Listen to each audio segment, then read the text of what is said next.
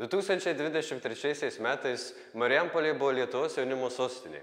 Aš esu jaunimo sostinės ambasadorius Kajus ir šiandieną, kaip matome, mes lankomės Marijampolės jaunimo informacijos centre EMIC. Taigi, užeikime ir išsiaiškinkime, ar daugiau renginių vyks. Ir durys, ačiū Dievui, neužrakintos. O, Aiste, labas. Labas, Kajau. Mes šiandien kaip tik ir norime tave pakalbinti. Taigi, labas. Malonu. Kas čia per vieta? Kas yra tas Marijampolės jaunimo informacijos centras? Labai keistus raidės.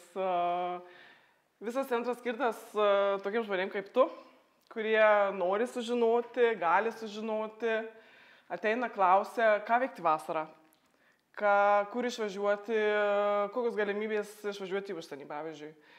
Ar žinai, kad galima išvažiuoti tau, būnant moksleivių į užsienį, sakykime, 7 dienom, susipažinti su kitom kultūrom? Nu, turbūt, kad Erasmusas. Teisingai. Tai va tokias idėjas ir tokias galimybės mes čia kalbam. Taip.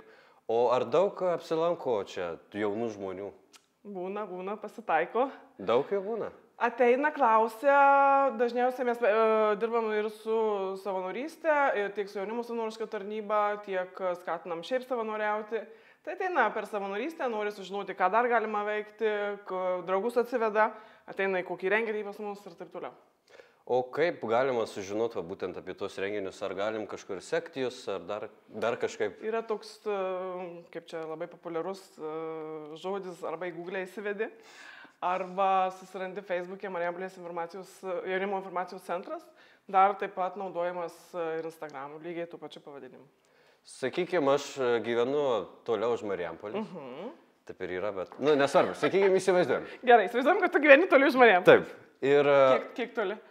Kiek toli, nelabai toli, žodžiu. Gerai. Aš pamatau renginį, diskusiją, sakykime, kokią ir aš noriu atvykti, bet neturiu kaip. Ar kažkaip pasiūlo būtent tokią atvykimą į tuos renginius? Labai geras klausimas. Mes nesam tie, kurie organizuoja galbūt renginius. Mes esam tie, kurie persidalina ir pasakoja, kas vyksta. Pavėžėjimų paslaugų taip pat neteikiam, bet mes galim padėti susirasti informaciją, kaip atvykti iš kažkurios vietos į Marijampolę. Tai pas mūsų tikslas yra informuoti, skleisti žinią, domėtis, skatinti, dalyvauti. Na, o kadangi mes buvom jaunimo sostinė, tai ar daug to darbo buvo dalintis? Buvo daug renginių, labai daug kvietėm, viešinom, nešėm žinutės, darėm visokias kompanijas, skatinom dalyvauti.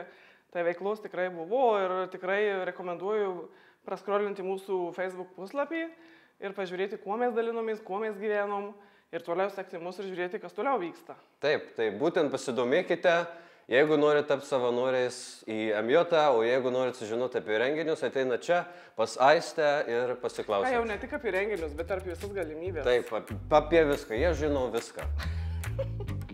Tai ačiū, Aiste. Ačiū, Kajau, atvesk kitą kartą draugų, gerai? Būtinai.